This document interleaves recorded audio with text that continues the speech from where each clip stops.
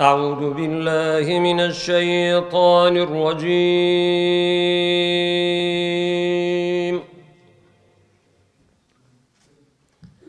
الأخلاء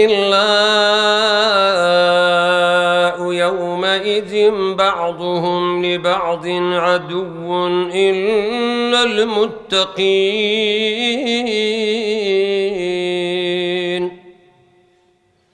يا عباد لا خوف عليكم اليوم ولا أنتم تحزنون.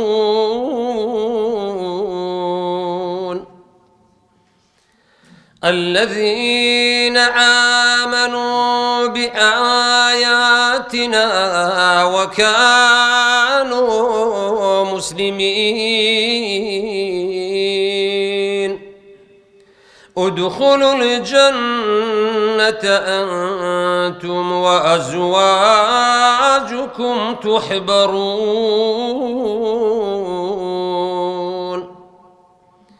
يطاف عليهم بصحاف من ذهب وأكواب وفيها ما تشتهيه الأنفس وتلذ الأعين وأنتم فيها خالدون. وتلك الجنة التي أورثتموها بما كنتم تعملون. لكم فيها فاكهة كثيرة منها تأكلون.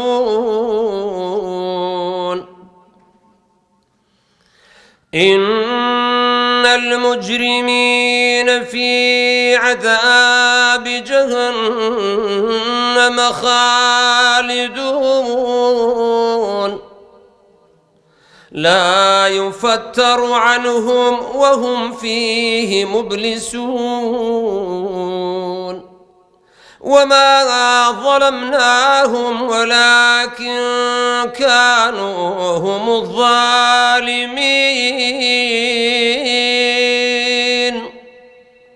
ونادوا يا مالك ليقض علينا ربك قال إنكم ماكثون. لقد جئناكم بالحق ولكن أكثركم للحق كارهون. أم أبرموا أمرا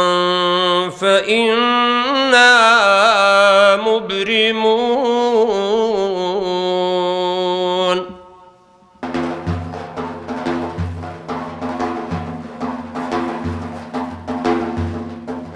أم إسلاما وكشاخيكا بكات وكين روخانا كسيكو فر هر هوريكا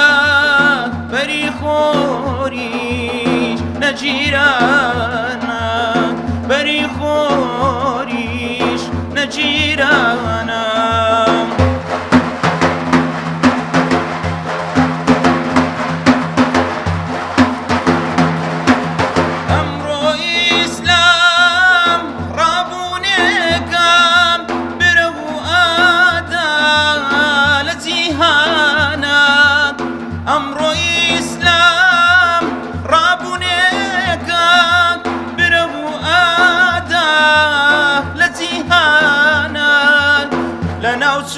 لنوسوني محالك جوابيك خيال خوا جوابيك خيال خوا.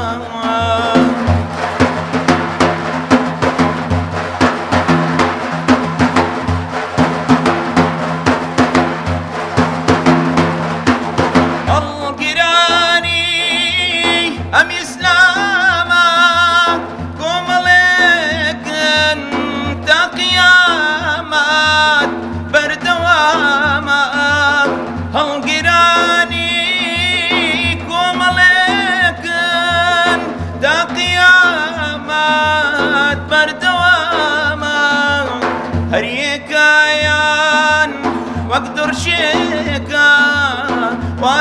تساوي دشمنانا ولا تساوي دشمنانا أمي سلاما وكشاخيكا بيكات واكي نروخانا كتيكو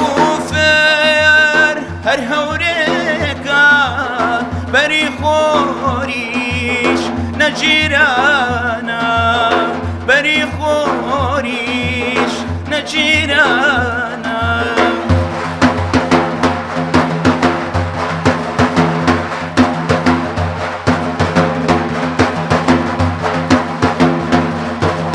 أمي سلاما عزتك قرزلاتي لقلناوا أمي سلاما عزتك قرزلاتي لقلناوا سرقوتني صالانك بهزاران خويني داوا بهزاران خويني داوا أمي سلاما وكشاخيكا بيكات واقي نروخانا قتيكو فير هر هوريكا بري خوريش نجيرانا بري خوريش نجيرانا. خوای گەورە پاداشتی جناوی تاکسێل عومەر بداتەوە. بەڕێزان ئێستاش گوێبیستی چەند وتەیەک دەبین لەلایەن بەڕێز مامۆستا حەسەن عەبدوڵڵا با بەڕێزیان بفەرمووین. بسم الله الرحمن الرحيم الحمد لله رب العالمين صلاة وسلاما على حبيبنا محمد وآله وصحبه وعلى أمته أجمعين. مامۆستایانی بەڕێز خۆشەویستان برانی خۆشەویست و خوشکانی سنجین سلام و ڕەحمەتی خوای گەورە لە هەمولایەکتان بێت. خۆتان و خانەوادەی بەڕێز و عەزیزتان ئەحباب و ئەصحابتان بەهرەمەند بن لە ڕەحمەتی بێسنووری خوای پەروەردگار لە دنیادا خوای میهرەبان دڵتان شاد و بەختەوەرکا و لە قیامەتیش چاوتان ڕۆشن کا بە دیداری خۆی و دیداری سەردار و سەروەرمان محەممەد المستەفا صلی الله عليه وسلم. خۆشەویستانم یەخوا بەخێر بێن، خێرتان هێنا بێ، خێرتان لەگەڵ بێ، هەر لە نێو خێرا بژین بە خێریشەوە بە پەروەردگاری خۆتان شاد ببنەوە هەموو لایەکمان یا ڕەبی. هەر یەشێک لە ئێمە سەیری حاڵی مسلمانان بکە دەزانین مسلمانان ئەمڕۆ لە غوربەتێکدان ڕەنگە هاوشێوەی لە تەریخی مسلمانان نەبێ یعنی زۆر کەم بێت. لە سەردەمی پێغەمبەری خۆشەویست صلی الله عليه وسلم کە مسلمانان لە غوربەتدا بوون معلومی جەنابتانە چ ئازارێک چ سەختیەک چ دژواریەک چ برسێتیەک چ گەمارۆیەک کە دەدران فعلا ناخۆشی بوو سەختی بوو. بەڵام ئەمڕۆ کە غوربەتمان هەیە شتێکمان نییە کە لە سەردەمی پێغەمبەردا هەبوو صلی الله عليه وسلم. سەحابەکان هاوڵانی بەڕێزی خۆشەویستمان سەڵات و سەلامی خوای لەسەر بێ هەر چەندە بە ئازار بووبن چەندە خەمبار بووبن چەندە دژایەتیان کرابوو بێ کە دەچوونەوە خزمەتی پێغەمبەر سەڵات و سەلامی خوای لەسەر بێت بەس چاویان ڕوون بوو بووە بە دیداری پێغەمبەر سەڵات و سەلامی خوای لەسەر خەمی خۆیان لەبیر دەچوو. ئازارەکانیان کۆتایی پێدەهات و برینەکانیشیان تیمار دەبوو. ئەمڕۆ ئێمە پێغەمبەرمان صلی الله عليه وسلم لەناودا نییە، بۆیە ئازاری ئێمە سەختترە زەحمەتترە. کەسێک نییە لە خۆمان لە جنس و ڕەگەزی خۆمان بچینەوە خزمەتی بڵێن یا رەسوول الله ئەو ئازارمان ئەوە خەفەتمان ئەوە ناخۆشی و ناڕەحەتیمان. بۆیە خوا سبحانه وتعالى وەکو منەتێک لەسەر ئەصحابی خۆی ئەفەرمێ واعلموا أن فيكم رسول الله کە رسول الله لەناوتان بوو منەتەشی گەورەی خوای پەروەردگار بوو نیعمەتێکی گەورەی خوای پەروەردگار بوو. و حاڵێکی تریش کە مسلمانان زۆر ئازارەدا کە کاتی خۆی نەبوو ئێستا زۆرە مسلمانان پەرتەوازن دەبینن هەر کەسە و بە مەسلەکێک بە مەشرەبێک بە ڕەنجێک خۆی نمایش دەکات و ئیتر مسلمانان لێکتری دەخوێن و دژایەتیەکی زۆر لە نێو مسلماناندا هەیە لە حاڵێکدا کە دژمنی شەرق و غەربی ئیسلام لە ئیسلام کۆبووەتەوە لە مسلمانان کۆبووەتەوە هەموویان ڕاجیاوازەکانیان وەلاناوە دژمنایەتیشان لەبیر چووە لە بینی خۆیان هاتوون یەک دەنگ و یەک ڕەنگن لە ئاستی مسلمانان دژایەتی مسلمانان دەکەن مسلمانانیش لە نێو خۆیانە پەرت و بڵاو هەر کەسێ بە دوای ناوێک کەوتووە و ئەویان خۆی پێ حەقە و بەرامبەرشی پێ ناحەقە ئەویش ئازارێکی تر و سەختترە بەڵام شتێک بەڵکو چەند شتێکی زۆر دڵخۆشکەرمان دەکەن دڵمان زۆر خۆشەکەن ئەگەرچی ئەوەی کە باسیشم کرد هەیە بەڵام ئەوەی کە زۆر زۆر دڵت خۆشەکە هەر یەشێک لە ئێمە لە حاڵی خۆی لە دەرونی خۆی کە قسە لەگەڵ خۆیەکە مای دڵخۆشیتی ئەوەیە دەڵێ الحەمدولله من بەناخەوە بەدڵەوە دەڵێم ئەشهەد ئەن لا إله إلا الله وأشهد أن محمد رسول الله خوای دەناسم شوێنکەوتەی پێغەمبەر محمد المصطفى صلى الله عليه وسلم دڵت بەوە خۆشە بیت قل بفضل الله وبرحمته فبذلك فليفرحوا هو خير مما يجمعون بفضل خوای دڵمان خۆشە بەرەحمەتی خوای دڵمان خۆشە الحمد لله خوای پەروەردگار ئێمە خستووەتە سەر شاڕێگەیەک ئەم ڕۆژ پێغەمبەری خوا لە ناومان نەبێت ڕۆژێک دادێ بە دیداری دەگەین ان شاء الله تعالى بە خزمەتی دەگەین سەریشمان بەرز دەبێ چونکە لە دنیادا لەگەڵ ئەو هەموو سەختی و ناخۆشیانە بەڵام دەستمان لە ڕێبازی پێغەمبەر صلی الله عليه وسلم بەرنەدا و سەرمان بەرز بوو کە شوێنکەوتەی ئەو ڕەسوولە خۆشەویستین صلات و سلامی خوای گەورەی لەسەر بێ سوپاس بۆ خوای ئێمە لە وڵاتێک دەژین کە هەمووتان دەزانن زیاتر لە من دەزانن چ دزیەک و چ گزیەک و چ فەساد و خراپەکاریەک دەکرێت تۆی مسلمان سەهمت نییە لەو خراپەکاریەدا ئەو فەزلی خوای نییە لەو هەموو بەد حاشاکەم بەد ڕەوشتەی کە هەیە لەو هەموو خراپەکاریەی کە هەیە لەو هەموو لادانە کە هەیە لەو هەموو زوڵم مستەمە کە هەیە ماڵ خواردن و مافخوراندن کە تۆ بەشت نییە ئیمزای تۆی پێوە نییە دەنجی تۆی لەگەڵ نییە ئەوە مای ئەوە نییە کە دڵت خۆش بێ بەتەکید نیعمەتی خوایە بەس لەوانەی هەستی پێ نەکەین پێغەمبەر موسی فەرمووی ربي بما أنعمت علي فلن أكون ظهيرا للمجرمين پروردگارە بەوەی کە نیعمەتت کردو بەسەرمدا پشتیوانی مجرم مستەمکاران نیم ئەوەش نیعمەتێکی گەورەی خوای پەروەردگارە سبحانه وتعالى یا ربی خوای پەروەردگار کە کۆمان دەکەیەوە ئاوا بەم جۆرە لەسەر سفرەی خواناسی یا رب العالمین داوات لێ دەکەین ڕۆژی قیامەتیش لە فردەوسی ئەعلا لە خزمەت محەممەد المصطفى بەڕازی بوونی خۆت کۆمان کەیتەوە بە خۆشەویستان و ئەحباب و خێزان و خانەوادی هەموو لایەکمان بمانکەی بە سەربازێکی ئەم ئیسلامە دڵمان خۆشکەی بەم دینە و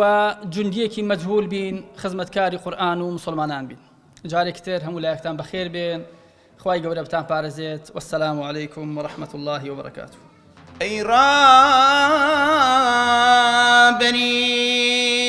راستقينا أي سرورم بيشوام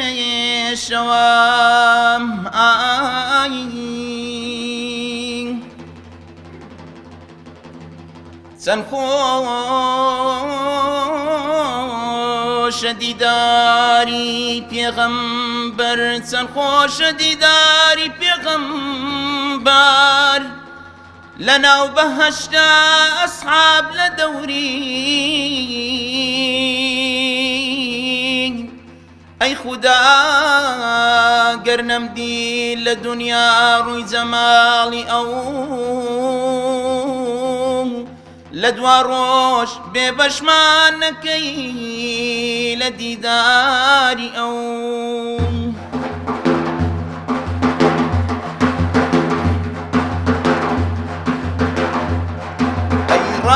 رابري ريقي راستي أي رابري شيني من أي رابري ريقي راستي أي رابري شيني من رابرو بيغامبرو همسار ونو خوشيشنم رابري ريقي راستي أي رابري شيني من رابري ريقي راستي أي رابري شيني من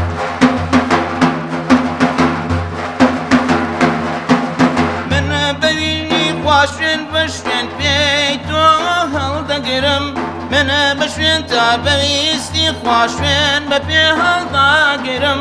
يا سريكني إسلام يا سري خوم دادنم يا سركوتني إسلام يا سري خوم دادنم أي رابري رقي راستي أي رابري جيني من رابري رقي راستي أي رابري جيني من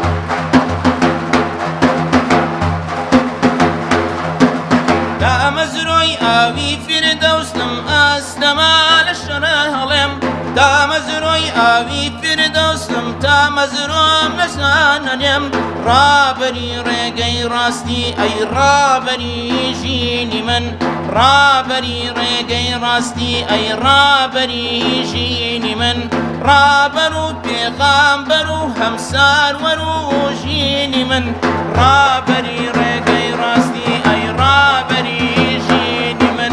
رابري رقي راستي أي رابري جيني من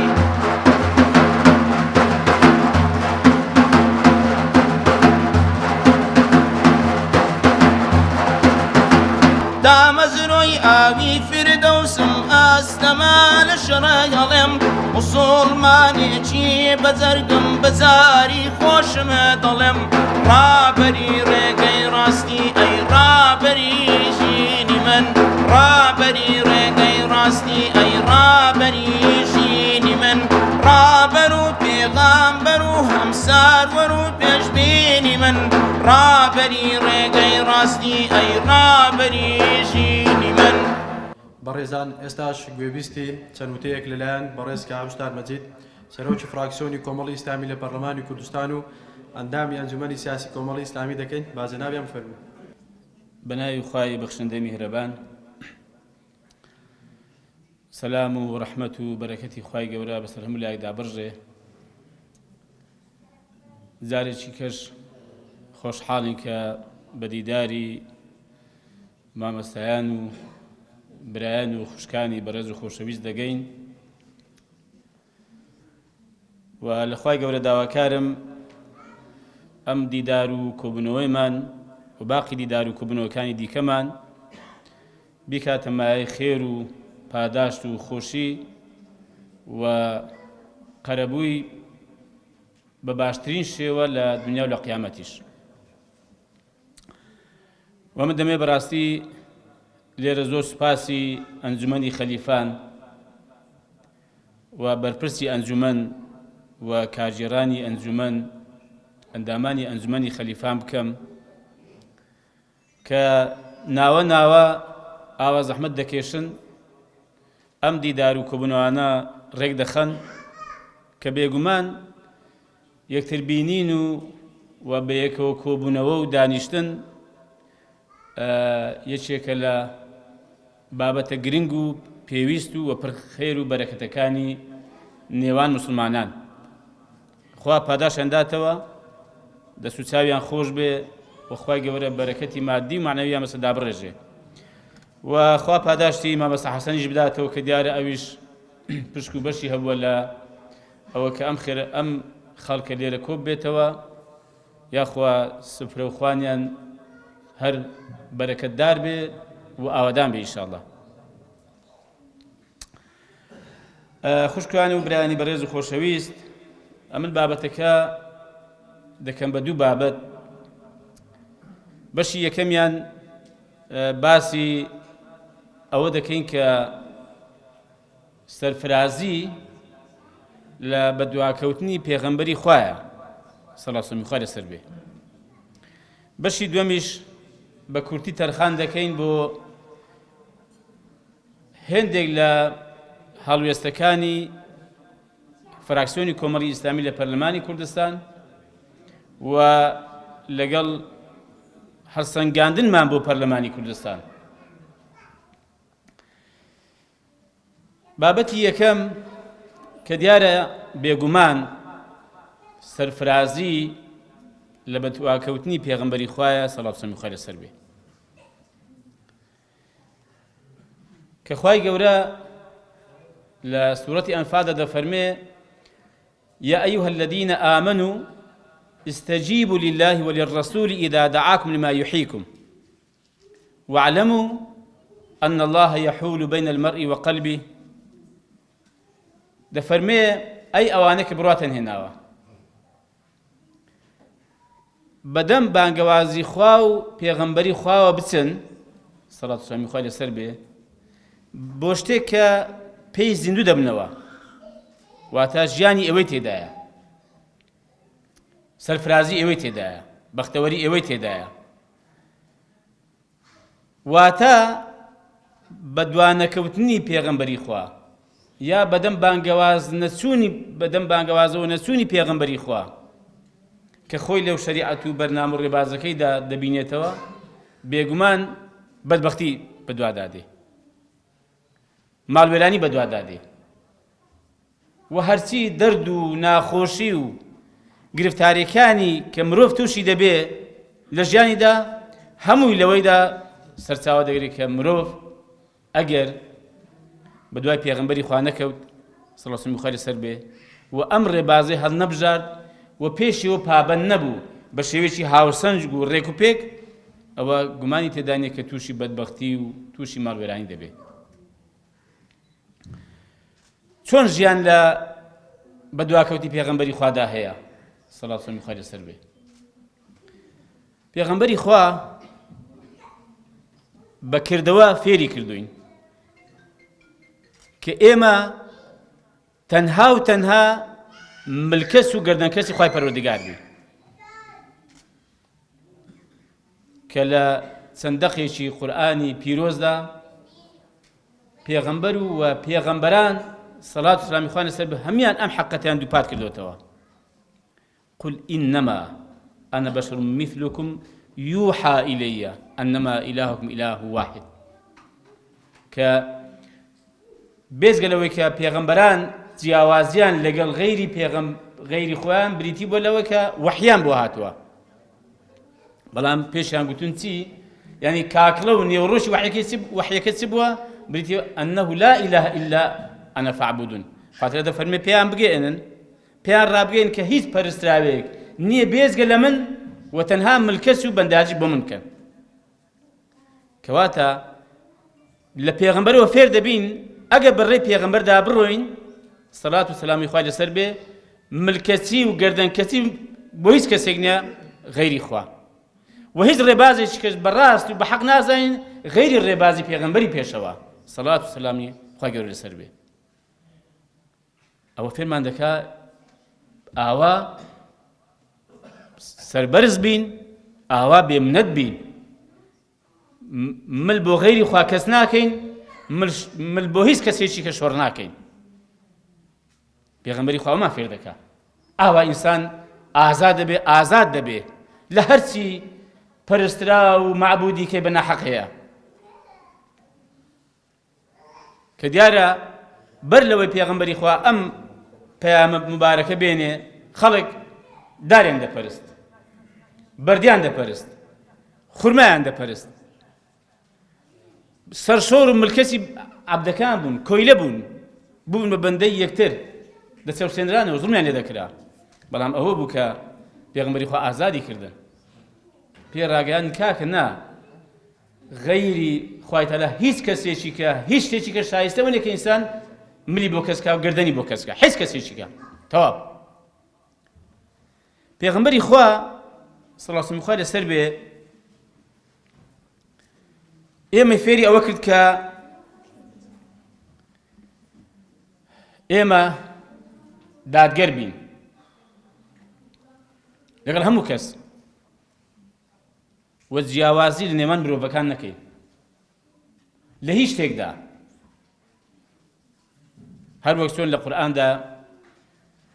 کە خوای گەورە دەفەرمێ وإذا حكمتم بين الناس أن تحكموا بالعدل إن الله يأمركم أن تؤدوا الأمانة إلى أهلها وإذا حكمتم بين الناس أن تحكموا بالعدل أو فرما من بيدك كأمانة كان وك خوي كوك شون أمانتك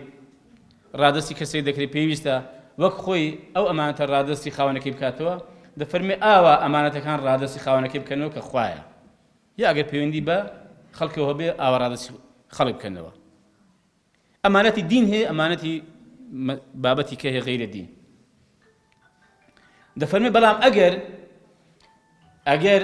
حکمتان کرد لەما بەینی خەڵک دادگەر بن بە دادگەرانە حکم بکەن دەفەرمێ خەڵک نەیفەرمووە مسلمانان یا بڕواداران فەرموویەتی خەڵک لە زۆر ئاەتیکەدا خوای تەعالا جەختی کردوتەوە کە پێویستە مسلمان ئەهلی ئیمان دادگەر بێ حتا لەگەڵ ئەوانەیە کە کێشە و نیزاعیش لەگەڵان هەیە ولا يجرمنكم شنآن قوم على ألا تعدلوا اعدلوا دەفەرمێ با ڕقلێبوونەوەتان یا نیزاع و مشتومڕ و ناخۆشتان لەگەڵ کەسانێک واتان لێ نەکات دادگەر نەبن ها دادگەر بن اعدلوا هو أقرب للتقوى أو نزيد للتقوى ئەگەر ڕاست دەکەی متەقی و ڕاست دەکەی مسلمانی چاشی و شوێنکەوتی پێغەمبەری پێشەوای سەڵات وسەلام خوای لەسەر بێ دادگەر بە ولو على أنفسكم أو الوالدين والأقربين أجل سرخوتان به أجل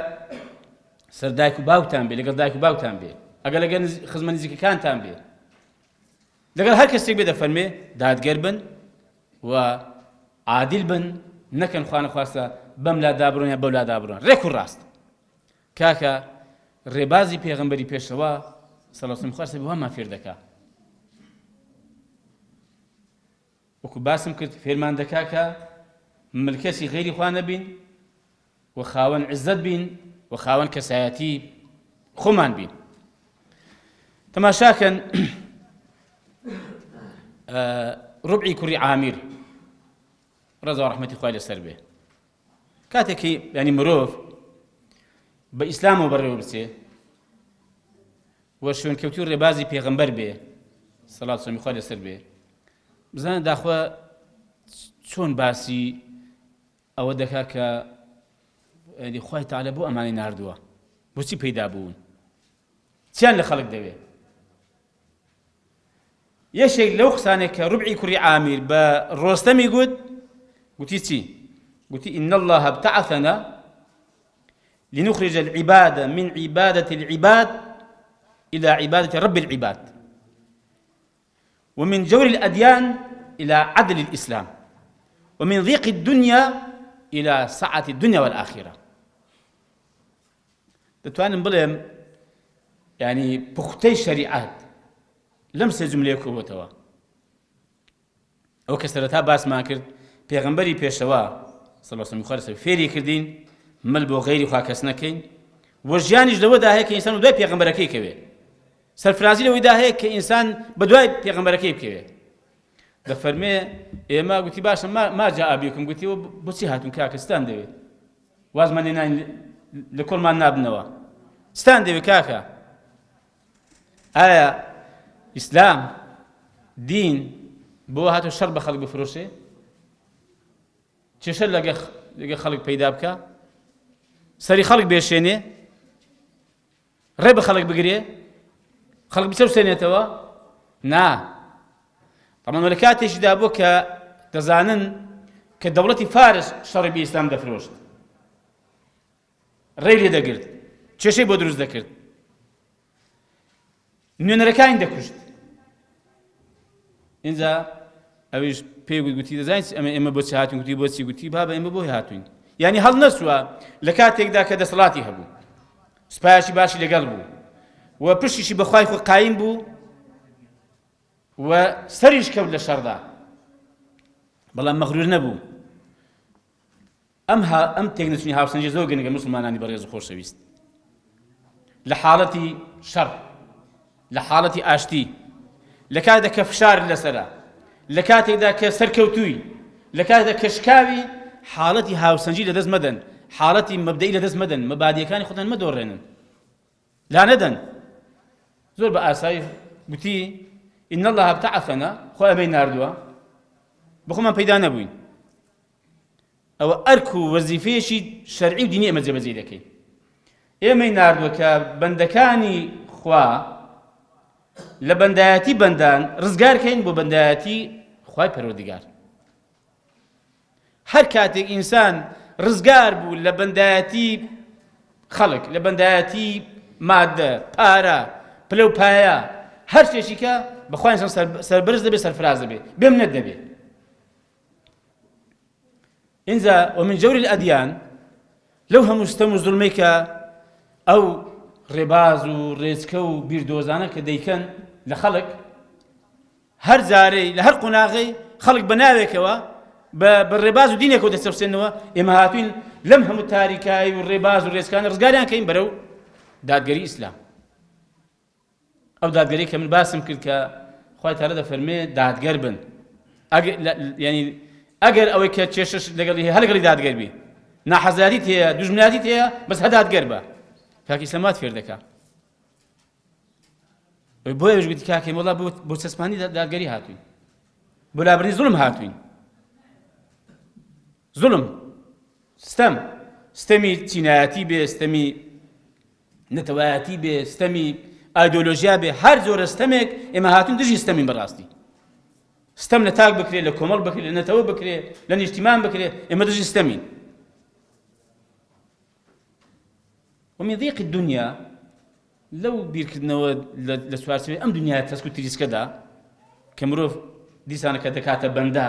لەم چوارچێوە تەسکە بیر بکاتەوە بخولێتەوە ئاواتەکانی ئامانجەکانی هاتوین لەم چوارچێوە تەسک و تریسکە ڕزگاریکەین بەرەو فراوانی دنیا و دواڕۆژ زۆر فراوانە ئەگە ئینسان بە هیدایەتی خوا بەڕێوەست و لەسەر ڕێگەی پێغەمبەری خوا بوو صلی الله علیه و سلم زۆر فراوان بیر دەکاتەوە هەر تەماشای ئاوا سوچێکی ئەم دنیا ناکە سوچێکی گچکە نابینێ ئەوەی بەڕاستی ئەوەی کە بەهرەمەند نەبوو لە هیدایەتی خوا ئەوەی لە ئیسلام و لە قورئان تێنەگەیشت بێ بەخوا زۆر تەسک بیر دەکاتەوە وا دەزانێت دنیا خاڵێکی زۆر گچکەیە ئێمە پێغەمبەر ئەومان فێر دەکات صلی الله علیه و سلم بێ ئاوا مرۆڤ پەروەردە دەکات ئاوا مرۆڤ پێدەگەیەنێ و کۆمەلگایەکیش ئەگەر بەم هیدایەتە بەڕێوەچن هەر بە هەمان شێوە پەروەردە دەبن بەڵام بێگومان ئەمە بەوە دەکرێت کە مرۆڤ باش بە دوای پێغەمبەری خوا بکەوێ سەڵات و سەلامی خوا لەسەر بێ چاک شوێن پێی هەڵبگرێ ئین بەداخەوە بەشێکی هۆکاری دواکەوتنی موسڵمانان و ژێردەستەییان و هەندێک جار دەستەمەبوونیان بۆ ئەم لاولا بۆ ئەحزاب بۆ حکوومەت بۆ خەڵک بەڕاستی دەگەڕێتەوەی کە دەگەڕێتەوە بۆ ئەوەی کە باش بە دوای پێغەمبەری خوا نەکەوتوین صلی الله علیه و سلم بێ شوێن پێویمان باش هەڵ نەگرتووە زامان مەبەستم شوێن پێ هەڵگرتنی ئەو مەبەستم هێندێکی جوزئی نییە مەبەستم کاکڵەی قەزێک هەیە یعنی ساغبوونەوە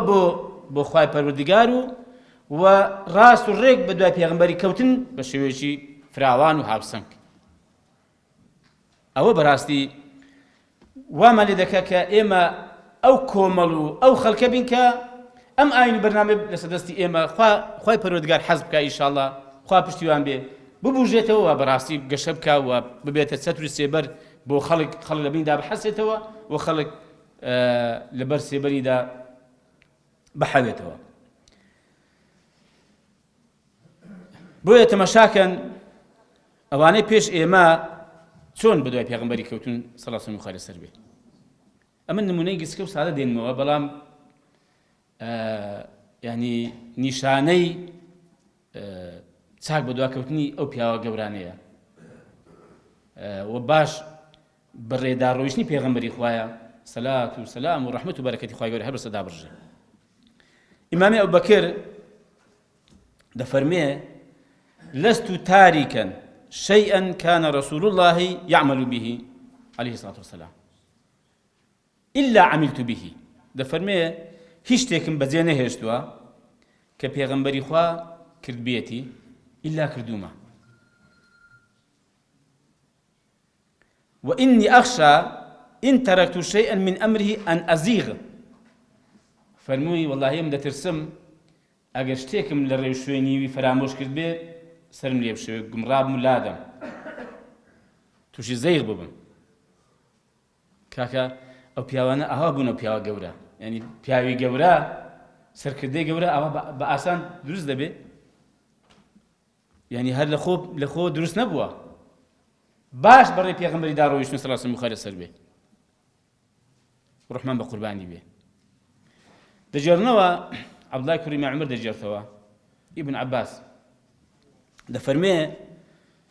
ڕۆژێکی لە خزمەت پێغەمبەری خوا بووم سەڵات و سەلام لەسەر بێ دەڵێ پیاوێک ئەنگوستیلەیەکی زێر لە دەستدا بوو پێغەمبەریش لە دەستی کردەوە فڕەیدا دەڵێ پێغەمبەری خوا ڕۆیشت دەڵێ ئێمەش گوتمان کاکە بە خۆت هەڵیگرە و سوودی لێ ببینە بڕۆ مەقسەدەنەوە بدوار لە دەستی کاتەوە یعنی بچێ بیفرۆشێ بە شتێکیکەی بدا بیداتە خێزانێ ئەگەر خوشی بیداتە خوشکێکی ئەگەر دایکی بیداتەوە دایکی بۆ نمونە سوودی لێ ببینێ گوتی چی زان گوتی چی گوتی لا والله لا آخذه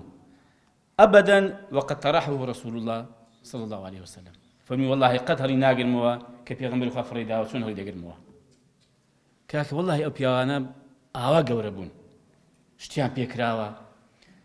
يعني تواني وانا خزمت نكهر بخوان بهم مروفياتي بكن تواني وانا نكهر خوان رزقار كن كلها هم مروفياتي رزقار كن يعني براستي ئێمە بمانەوێ سەربەرز بین و بەڕاستی بمانێ گۆڕانکاری بکەین و بمانەوێ چاکسازی بکەین بمانێ کۆمەلگا بگۆڕین بمانێ خەڵک بگۆڕین بەخوا دەبێ پێشی بۆ خۆمان باش و دوای پێغەمبەری کەوین سەڵڵاهو عەلەیهی وسەلەم لەسەر بێ بەکردەوە بە هەڵوێست هەنگاو بە هەنگاو بەڵام لە گرنگ و لە گەورەوە دەستی پێ بکەن ئەمە نمونە سادانە دێنەوە بۆی کە ئەوانەی پێش ئێمە چۆن پەیڕەویان لە ڕێبازی پێغەمبەر کردووە سەڵڵاهو عەلەیهی وسەلەم لەسەر بێ هەر بەڕاستی بە ناو و بە شکل و بە سوورەت نەبووە بەکردەوە بە ناوەڕۆژی تەبەن پێغەمبەریان وا خۆشویستە سەڵڵاهو عەلەیهی وسەلەم لەسەر بێ حتا ئیمام عومەر دەفەرمێ پێغەمبەر فەرمووی ئیمانتان نابێ هەتا ئەمنتان لە خۆتان لە دایکتان لە باوکتان لە هەموو کەس خۆشتان نەوێ ئیمامی عومەر گوتی ئەی پێغەمبەری خوا وەڵاهی من ئەتوم لە باوکم لە دایکم لە منداڵم لە خێزام لە هەما خۆش دێ بەس لە خۆم ناوە فەرمی وەڵاهی عومەر ئیمانت تەواو نابێ هەتا ئەم لە خۆش نەبێ فەرمی ئەی پێغەمبەری خوا ئێستا ئەتوو لە خۆشم خۆشت دەوێ کاکە وەڵاهی ئەوانە ئەو پیاوە گەورە بەم شێوە دروست بوون ئاوا گویان لە پێغەمبەری گرتو ئاوا بە دوای کەوتن ئاوا خۆشیان ویستووە قل إن كنتم تحبون الله فاتبعوني يحببكم الله ويغفر لكم ذنوبكم والله غفور رحيم ئەگەر ئێوە ڕاستەکەن دەتانەوێ خواتان خۆش بێ فاتبعوني پێیان بڵێ بەدوام کەون خوا خۆشی دەبێن و لە گوناحەکانیشتان خۆش دەبێ و دای دەپۆشێ لێشتان خۆش دەبێ بۆیە من هیوادارم بەڕاستی ئێمە باش بۆ دوای پێغەمبەری خوا کەوین سەڵڵاهو عەلەیهی وسەلەم لەسەر بێ چونکە بە دڵنیایی تا باشتر بە دوای پێغەمبەری خوا کەوین سەڵڵاهو عەلەیهی وسەلەم لەسەر بێ ئێمە بەڕاستی ژیانمان باشتر دەبێ و سەرفراز دەبین و ئێمە ئەو کاتە کۆمەلگایەک پێک دێ وەکو باسم کرد دژی ستەم دەبێ دژی نادادگەری دەبێ دژی دزی دەبێ دژی گەندەڵی دەبێ دژی قڕیپڕی دەبێ دژی کوێ خایاتی و ئاغایەتی دەبێ بەسەر خەڵکی وەکردن دژی ناتەبایی دەبێ کۆمەلگایەک پێ دێ کە برایەتی تێدا بەرقەرارە تەبایی تێدا قوڵ بۆتەوە خۆشەویستی و ڕێز تێدا زیادی کردووە و تێکرا دژی ستەمە دژی گەندەڵیە دژی قۆڕەخکاریە دژی هەموو ئەو سیفەتە بەد و پیس و خراپانەیە ئەم کۆمەلگایە بەڕاستی ئەو کاتێک کۆمەلگایەکی بەختەوەر دەبێ و دەتوانرێت بڵێن ئەو کۆمەلگایە لەسەر ڕێ و شوێنی پێغەمبەری پێشەوایە سەڵڵاهو عەلەیهی وسەلەم لەسەر بێ ئەگەر بە کورتیش بێمە سەر بابەتی دووەم کە دیارە برایان وایان پێشنیار کرد لەنە بەڕاستی من لێک لەبارە خۆم پێم خۆش بوو تۆزێکی لەسەر ئەم بابەتە ڕۆیش بامایە چونکە باسکردنی پێغەمبەری خوا سەڵڵاهو عەلەیهی وسەلەم لەسەر بێ بەڕاستی دەیهێنێ و چەندەی باسی بکەین و چەندەی بەرگری لێ بکەین بە ڕوحمان بە ماڵمان بە ماڵ منداڵمان بەخوا بڵێن چی ئەو پێغەمبەری خوا لە نێومان دانیە دەنا هەر کامێک لە ئێمە ئێستاش بێ ڕێبازەکەی دەبێ وا بێ ینی بەخیلی نەکا بە هەموو شتێکی خۆشەویست و بە نرخ لای لەم دنیاەدا بەخوا تەمان بە شێوەیەکی هاوسەنگ بە شێوەیەکی عاقلانە و ژیرانە و بە شێوەیەکی ڕێکوپێک کە ئیشاڵڵا جێی خۆی بگرێ و خەڵک و مسلمان بەگشتی سوودیان لێ ببینێ. بابەتی دوممان دەربارەی هەڵوێست و هەڵسەنگاندنمان هەڵوێستەکانمان لە پەرلەمانی کوردستان وەکو فراکسیۆن و هەڵسەنگاندنیشمان بۆ پەرلەمان و بۆ ئەو دامەزراوەیە کە ئێمە کاری تێدا دەکەین کە نوێنەرایەتی خەڵک دەکا تۆزێک باسی دەکەین. طبعاً ئێمە بڕیارمان داوە هەر کارێک بکەین و لە هەر شوێنێک کار بکەین و هەر کارێکمان بەدەستەوە بێ بڕیارمان داوە بۆ پەڕی دڵسۆزی و خەمخۆریەوە کار بکەین. ئەگەر لە حکومەت بین وەک لە ڕابردوودا کۆمەڵی ئیسلامی لە کابینی هەشتم بەشداری کرد ئێمە دڵسۆزانە و خەمخۆرانە و بوێرانە بەرگیمان لە حکومەت کردووە بەشێک بووین لەم دەسەڵات و لەم کابینی ڕابردوو و شەرمیشمان نەکردووە بۆ چونکە ئەوە ئەرکێکی شەرعی و یاسایی پێست پێدراوە دەبێت وەک خۆی جێبەجێکەی ئەوەندەی کە لە تواناتدا هەبێ بۆت بکرێ. ئێمە کە ئێستا ئۆپۆزیسیۆنین هەردیسان بڕیارمان داوە پشتیوان بەخوای گەورە ئۆپۆزیسیۆنێکی بوێر و ئیشاڵڵا نوێنەرایەتی خەڵک دەبین کە ئەوەش بەڕاستی دیسانە کە ئێمە قەناعەتێکی مەبدەئیمانە. ئەگەر وانە بین لە هەردوو حاڵەتەکەی باز دەکەم ئێمە خیانەتمان لە خواش کردووە لە خەڵکیش کردووە چونکە لە هەردوو حاڵەتیدا بەڕاستی خەڵک دەنجی پێداوی خەڵک پشتیوانی کردووی بۆی ئەگەر لەم سێکتەرە کار بکەی بە دڵسۆزی بە خەمخۆری کار بکەی و چی پێ دەکرێت بۆ خەڵک بیکەی و لەوەی دیکەشدا هەر بە هەمان شێوە چی لە تواناتدا هەبێت دەبێ ئەنجامی دەی. و ئێمە بە هاوسەنگیش ئەنجاممان داوە لە هەر وێزگەیەکدا کە هەڵوێستێکمان بوو بێ لەبارەی بابەتێکەوە خەڵکێک حزبێک هاتووە بیقۆزێتەوە مەرامی خۆی تێدا تحقیق بکە ئێمە لێ نەگەڕاوین. ئێمە ڕاستە هەر کارێک بکەین و هەر هەڵوێستێکمان نوان بێ هەوڵمان داوە زۆربەی خەڵکی لە دەورکۆ بکەینەوە و هەماهەنگی هەبێ و پرۆژەیەک بێ هەڵوێستێک بێ بۆ هەمووان بێ بەڵام نەشمان لێژ نەگەڕاوین بەڕاستی خەڵکی قازانجی خراپی لێ بکە سوی ئیستیفادە بکە بەڵکو ویستمانە ئەنی شتێک بێ کە هاوسەنگ بێ و شتێک بێ کە سەربەخۆ بێ و ئێمە هەمیشە لەو هەڵوێستانەی کە هەمانە لەو بڕیارانەی کە دەیدەین ئێمە بە ئەخلاقی خۆمان و بە مەبادی و بە قەناعەتەکانی خۆمانەوە هەڵوێستمان نواند و بڕیارمان داوە. هەڵوێستی ئێمە و قەناعەتی ئێمە و شێوازی کاری ئێمە و دەربڕینی هەڵوێستیش لای ئێمە جیاوازە لە ئەی خەڵکیکە. ڕەنگە خەڵک هەبێ بە زۆرێک نەفەس هەڵوێستێک وەردەگرێ قسەیەک دەکا ئێمە جیاوازە بەڕاستی بە سیاسەتی خۆمان بە ئەخلاقی خۆمان ئێمە هەڵوێست دەنوێنین و بڕیار دەدەین و هەنگاو دەنێین چاو لە هیچ کەس ناکەین بەدوای هیچ کەسیش ناکەوین بەڵام شتی باشی هەر کەسێک بێ ئێمە سوودیە دەبینین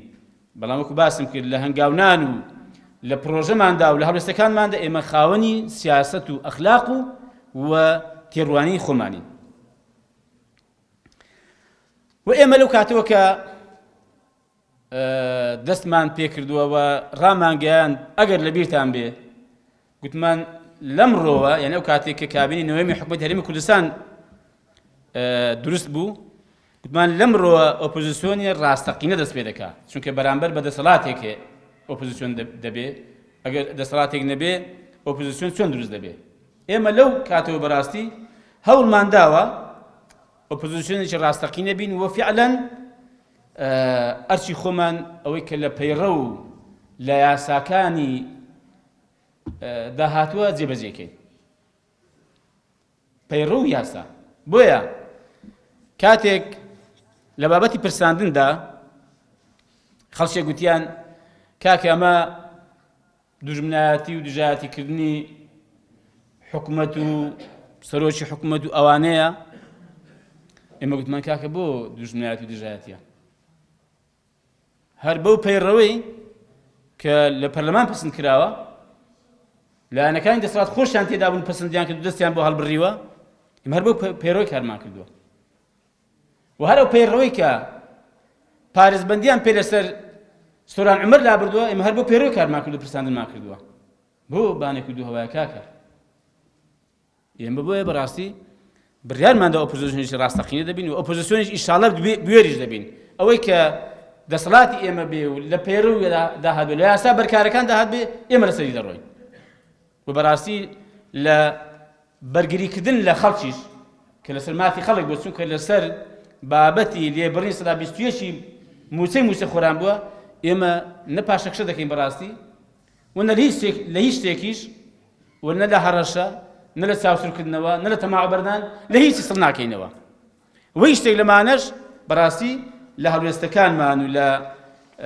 قەناعەتەکانمان لامان نادا و ناشمەوەستێنێ. بۆی ئێمە بڕیارێکی مەبدەئیمان هەیە کە بەرژەوەندی خەڵک بەگشتی لەکوێ بوو بێ، ئێمە هەوڵمانداوە لەوێ بین. بەڵام وەکو باسم کرد بە ئەخلاقی خۆمان و بە سیاسەتی خۆمان و بە تێڕوانی و تەماشاکردنی خۆمان. بۆ نمونە لە پرۆژەی چاکسازیدا، ئەو پرۆژەی چاکسازی ئێستا ئەو حکومەت دەیەوێت کاری لەسەر بکات. ئێمە کە زانیمان لە بەرژەوەندی فەرمانبەران نییە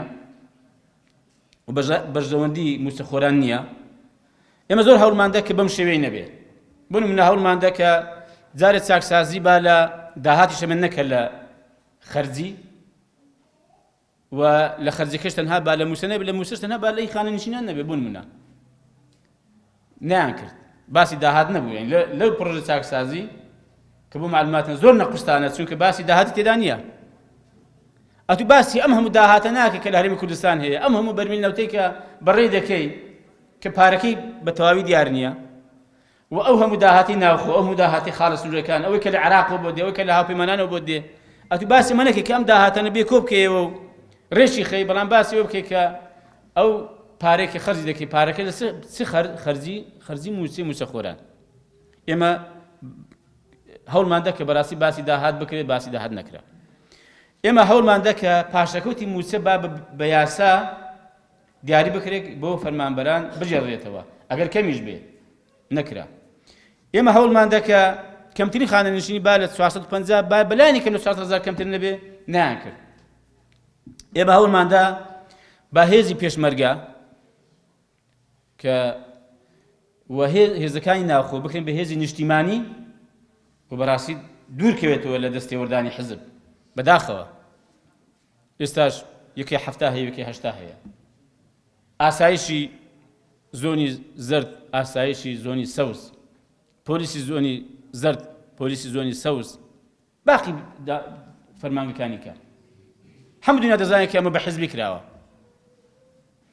بزانم مەگەر بەڕێککەوتنی یعنی بەشداریکردن لە حکومەت یا لە حکومەتە خۆجیەکان، بزانم بەڕێوەبەرێکی گشتی لە وەزارەتێک لە شارێک دەبینیەوە لە زۆنی زەرد غەیری پارتی، بزانم لە زۆنی سەوز بەڕێوەبەرێکی گشتی، بەڕێوەبەرێکیش یە قوتابخانەیەکی ئی شوێنش دەبینەوە کە سەربەیەکی نیشتیمانی کوردستان نەبێ، تەزکیان نەکرد بێ لە مەڵبەند و لە لەقەکانیان. ئێمە داوامان کردو کە کاکە ئەگە باسی چاکسازی دەکەن، بە ئەمەش لە زمانی چاکسازی بێ، ئەمە لە هەمویان گرنگترە بەڕاستی. یعنی چی ئەمە؟ یعنی بە دامەرزاویکردنی دامەرزاوەکانی هەرێمی کوردستان کە تا ئەم دامەدەستگایانە بە دامەرزاوی نەکرێ، واتە مڵکی حزب نەبێ، مڵکی کەسەکان نەبێ، مڵکی گشتی بێ. ئەو کاتێ بەڕاستی دەتوانین بڵێن ئێمە خاوەنی حکومەتی هەرێمی کوردستانی، خاوەنی پەرلەمانێکی ڕێکوپێکین، خاوەنی ئەنجومەنێکی دادوەری دادگەرین. ئەمە بۆیە دەنگمان پێ نەدەم ئەم یاسایە. مەبەستم بەڕاستی بۆ بەرگریکردن لە مافی خەڵک. ئێمە داواکاریەکانی چین توێژەکان هەر داواکاریەک هات بێ یا هەستمان بە هەر داواکاریش خەڵک کرد بێ یاستەمێک کە لە خەڵک کرابێ یا ویستیان بیکەن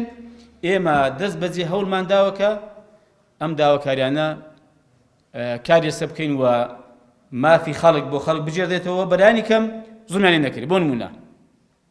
فەرمانبەرانی گرێبەست کە چەند ساڵە گرێبەستن ئێمەش بەشێک بوون لەو پرۆژەیە کە داوامان کرد کە بکرێن بە هەمیشەیی و خوێندنەوەیەکەمیش بۆ پرۆژەی یاساکە کرا بەڵام حکومەت فشاری کرد کە پرۆژە یاساکەیان بۆ بجێردرێتەوە لەبەر بە بیانووی هێندێک کەموکری هەیە کەموکریەکانی تاوا بکەن ئێستاش لەگەڵ ئەم پرۆژە یاسایە ئەوە دێتەوە بۆ ئێمە کەموکریەکانیان تاوا دەکەن کە زیاتر لە ساڵێکی پێچووە ئێمە بەرگریمان لێ کردوون مامەستایانی وانە بێش کە دیسانە کە بەڕاستی چینی توێژێکی زۆر ستەم لێ کراون بە 250,000 دینار وانە بێژن داوا دەکەی کە کاکە ئەوەنش بە بگرێن بە گرێبەست بکرێن بە هەمیشەیی بەتابەتی لەزی ئەوانەی کە خانەشین دەبن ئێمە پرگیریمان کردوون بە مافی حەق و ڕەوایوانمان زانیوە و پلە بەرزکردنەوە کە لە 2014ەوە پلە بەرزکردنەوە ڕاگیراوە کە ئەگەر ئێستا حکومەت بێ دەستی پێ بکاتەوە تووشی کۆمەڵێک ئیشکالی قانونی دەبێت کە چۆن دەستی پێ بکاتەوە حکمڕانی و دەوڵەتداری ئاوا دەکرێت ئێمە هەمیشە دژی ئەوە بن کە خەڵک لەسەر ڕادەربڕین لەسەر گرتبوونەوە و لەسەر خۆپیشاندان دەژیر بکرێ ولەو بارانش و بەڕاست زۆر هەوڵمان داوە و لەگەڵ هەموو ئەو پرۆژانەش بەشدار بووین لەگەڵ هەموو ئەو هەنگاوانە بووین کە دژی دەستگیرکردنی خەڵکە لەسەر ئازادی ڕادەربڕین و لەسەر گرتبوونەوە لەسەر خۆپیشاندان لەسەر مافێکی ڕەوای خۆی نەک هات بێ پەڵک بە حکومەت بگرێ نەک هات بێ خۆپیشاندان و گرتبوونەوەی سیاسی بکە بۆ ڕاماڕی دەسەڵات نەبووە بۆ داواکردنی مافێکی خۆی بووە موسەخۆرە بە 2 مانگ موسەی پێدا بە لێبڕینیشەوە تەمەن یا هەردوو دەکا کە موسەکەم لە کاتی خۆیدا بمدێ و لێشی مەبڕە یعنی چێم داوایە چی یعنی خەڵک بژیرێ لەسەری خەڵک ئیهانە بکرێ سوکایەتی پێ بکرێ ئێمە سەبارەت بە داهاتیش هەڵوێستمان هەبووە چونکە بەشێکی قەیرانەکانی ئەم وڵاتە پەیوەندی بە داهاتەوە هەیە و حتى ئەم دەسەڵاتە سیاسیە گەندەڵە نادادگەرە کە ماوەتەوە کە ستەم دەکات درێژە بە ستەم دادگەریەکەی دەدا بۆی ئەو داهاتە ناشەرعی و نادروستێک کە بەدەستێوەیەتی ئێمە ویستمانە بەڕاستی ئەم داهاتە شەفاف بێ و چەند جاریش داوامان کردو کە کاکە بابزانی داخۆ داهاتی ئەم هەرێمی کوردستان چەندە ئەوە ئێستاژ نییە ئێمە قسێ دەکەین ئێمە لە کابینی هەشتەمیش بەشداربن ئەم قسەیم کردووە من لە ئەنجومەنی وەزیرانش ئەم قسەیم کردووە ئەو کاتێ ئەگەر بڕۆن تەماشای بە ئارشیف بکرێتەوە لە ڕاگەیاندنەکانش ئەم قسەم کردووە گوتومە ئەمن وەک وەزیرێکی هەرێمی کوردستان ئەمن نازانم داهات چەندە چجا ئەو خەڵکە فەقیر و هەژارە بزانێت داهات چەندە حکومەتیش نازانێت بۆ معلوماتان حزبی دەسەڵاتداریش هەردوو حزبەکە ئەوانش هەمویان نازانن چەند کەسێک لەم دوو حزبە دەزانن داهات هەرێمی کوردستان چەندەوە چی لێ دەکەن بۆ ئێمە گوتومانە داهات تا ڕوون نەبێ ئێمە بڕوامان وایە کە داهات زۆرە تا ڕوون نەبێ بڕوامان وایە کە زۆرە ئەی باشە ئەم هەموو داوام دەستگای حیزبانە بەچی بەڕێوە دەبن ئەم هەموو کەناڵە حیزبانە بەچی بەڕێوە دەبن ئەم هەموو خەڵکە حیزب پارێ دەین بەچی بەڕێوە دەچن کاکە خۆیشی حیزب ڕانەوەستاوە کەناڵەکان ڕانەوەستاوە خەرجیان ڕانەوەستاوە بەچی بەڕێوە دەبن ئەو حزب ئێستاش لەگەڵ بێ پارە دەبەخشێ بۆ کۆنسێرتێک و بۆ گۆرانی بێژێک و بۆ ئافرەتێک لە دەرەوە لە لوبنان لە ئەوروپا دەیهێنن گۆرانی پێ دەڵێن پارەیان دەنێ کاکە خۆ بە پارە دەنێ خەڵکە لەکوێیان بوو پێمان وایە داهات زۆرە و بە هێندێ داهاتاش کە ئێمە لە لامانە بەڕاستی پێمان وایە داهات لە هەرێمی کوردستان بەشی موچە و بورجە دەکا ئەگەر ئەو داهاتە هەمووی بۆ خەڵک بێ نەک بۆ حزب نەک بۆ منە ماڵە ئەگەر ئەم داهاتە دەدەستێکی ئەمین بێ نەک لە دەستی دز و گەندەڵ بێ. ئەگەر ئەم داهاتە بە شێوەیەکی دادگەر بەسەر هاوڵاتی هەرێمی کوردستان دابەش بکرێت، ئێمە ئەو کاتە بڕوامانوێت داهات هەرێمی کوردستان بەشی موچە بوزێ هەرێمی کوردستان دەکات. و ئێمە لەم ڕۆژەوە پێشنیارمانداوە تا حەداشمان کردووە بابێن داهات هەرێمی کوردستان بۆ ماوەی 1 ساڵ بە مەرزی کە دەستنێن نەڕێمان ئازاد بین لە بڕیاردان لە کۆکردنەوەشی و لە چاکسازی تێداکردنیشی. ئێمە بەرپرسیاری لەوەی کە ئەگەر ئەم داهاتمان بەشی موچە بوزێ هەرێمی کوردستان نەکرد و ئێمە شەڕیشمان لەسەر ئەو بابەتە کردووە. بەڕاستی بەردەوامیشی چکە پەیوەندی بە ژیان و گوزەرانی خەڵکەوە هەیە و پەیوەندیشی بە درێژە پێدانی ئەم دەسەڵاتە ستەمکارە هەیە. بۆیە ئێمە هەر ستەمێک لە هەر سێکتەرێکەوە بکرێ، لە هەر کەسێکەوە لە هەر ڕوێکەوە ئێمە بە ئەرکی خۆمانمان زانی و کە لەسەری وەدەنگ بێن.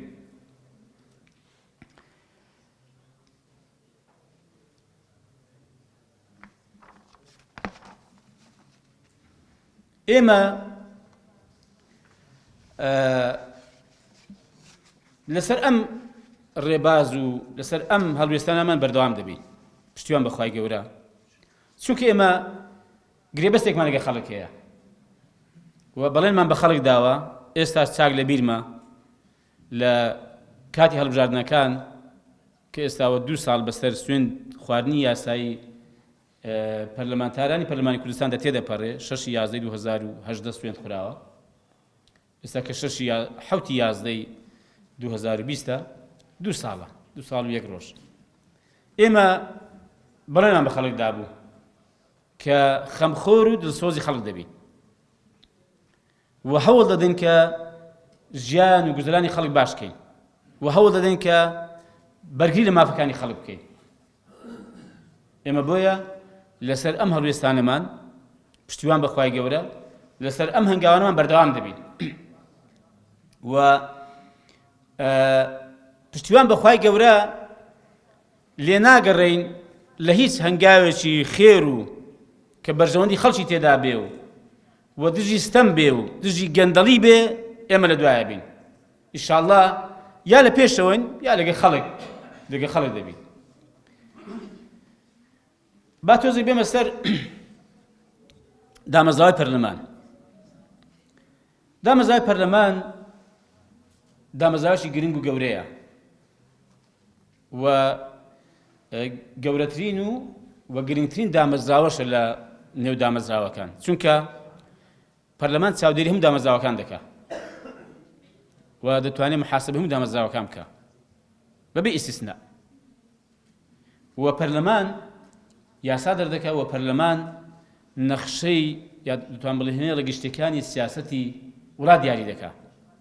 ئەگەر سیستەم پەرلەمانی بێ. بەڵام بەداخەوە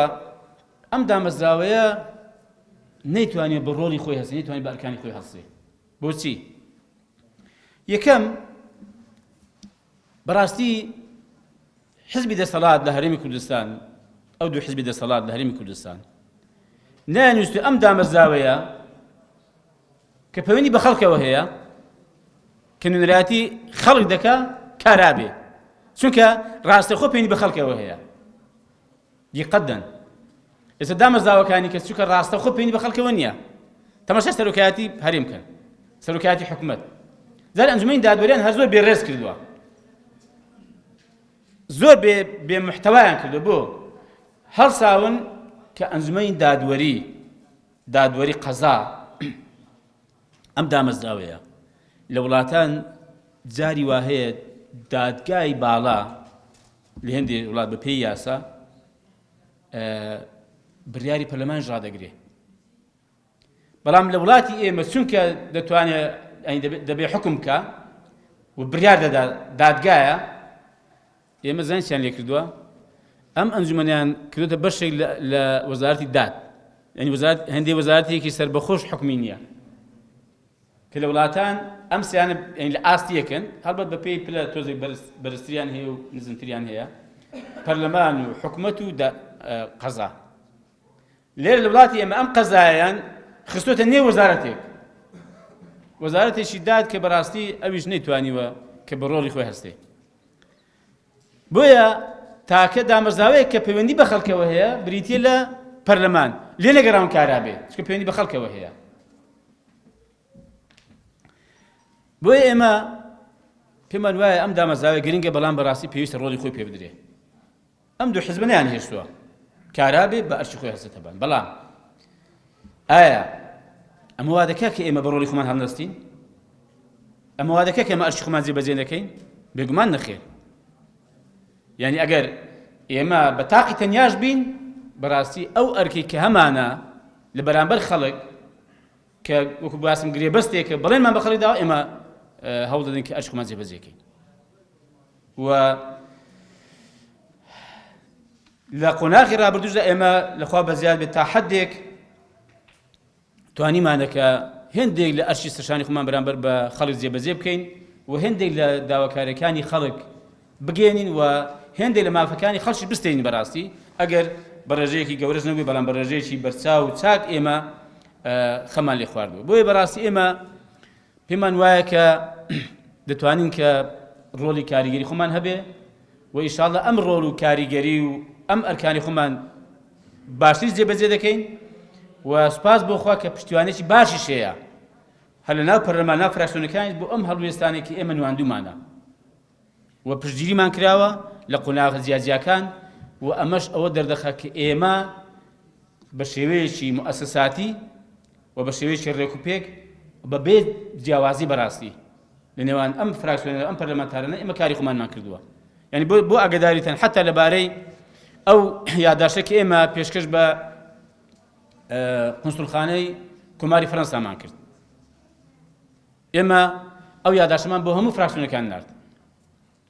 و لە گروپێک کە گروپ پەرلەمانتارانی پێدەوترێت هەر 111 کەسەکەی تێدایە ئێمە لەوێش داماننا مەکاکە ئێمە ئەم یادداشتەمان هەیە دەمانێت ئاراستەی قونسڵخانەی فەرەنسای بکەین هەر کەس حەز دەکات واژووی بکات پێمان باشە و وەسپاسی دەکەین بۆ ئێمە نەهاتی بەڕاستی بە تەنها بیکەین ئەوانە هەوڵمان داوە کە خەڵکی کەش با دەرکێ بزانین داخوچێ لە بارودۆخێکی ئاوا دەکە بێڕێزی بەرامبەر بە پێغەمبەرەکەی بکرێ سەڵات و خوارێ سەر بێ هەڵوێستی دەبێ خۆ ڕەنگە هەبێ ینی زەنگە 25 کەش ڕەنگە 25 کەش قناعەتی ما لە ناخەوە لە دڵەوە بین لەگەڵدان بەڵام لەوانەیە حزبەکانی بارودۆخەکانیان ڕێیان لێگرتووە کە بێ ئەویش واژووی بکە بەداخەوە کە ئەمەش دیسان نەبوونی ئازادی دەسەلمێنێ و بەنی کۆت و بەندکردنی ئەم پەرلەمانە دەگەیەنێ کە دیارە لە قۆناغەکانی ڕابردوودا خۆتان دەزانن پەرلەمان پەک خراوە پەرلەمان ڕێژیراوە پەرلەمان خەڵکی دەرکراوە پەرلەمان سوکایەتی پێکراوە داخراوە هەمووان لەگەڵ کراوە بەڕاستی بەڵام ئەم پێم وایە ئێستاش پەرلەمانتاری بوێر پەرلەمانتاری سەرڕاست پەرلەمانتاری دڵسۆز لە هەموو فراکسیۆنەکان بەڕاستی هەیە کە دەیەوێ بەڕۆڵ بە ئەرشی خۆی هەستێ بەڵام بەداخەوە سەرۆکایەتی پەرلەمان سەرۆکایەتێکی لاوازە و نەیتوانێت ئیدارەشی ڕێکوپێشی ئەم پەرلەمانە بکات بەداخەوە کە تەواو بە حزبی کراوە بۆ ئاراستەی دەبردرێت کە حزب چی پێش باش بێ و چی بە مەسلحەت بزانێت پەرلەمان بۆ ئاراستە هەنگاوبوونێ بۆ ئاراستە کار بکات بۆیە تەماشا بکەن ئەو یاسانەی کە پەسەند دەکرێن لە ساڵ 2019 تەنها 4 یاسا پەسەند کراوە ئەویش بەشی زۆری ئەوانە کە حکومەت ناردێتی ئەی بەشی خەڵک ئەو کە پەنی بەرژیانی خەڵکەوە هەیە پەیوەندی بە مافەکانی خەڵکەوە هەیە بۆ ئێمە پشتیوان بەخوای گەورە لە بەشی خۆماندا ئەوەندەی کە پەیوەندی بە ئێمەوە هەبێ ئینشاءڵڵا هەڵوێستی گونجاومان دەبێ و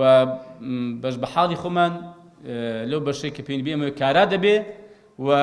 هەمیشە لەسەر ئەم ڕێباز و ئەم بەرنامەی ئینشاءڵڵا بەردەوام دەبێت ئەمە دووبارە خۆشحاڵم بە دیداری هەموو لایەکتان یاخۆ ساغ و سەلامەت بن و سەرفراز بن وخوای گەورە تەوفیقمان بدا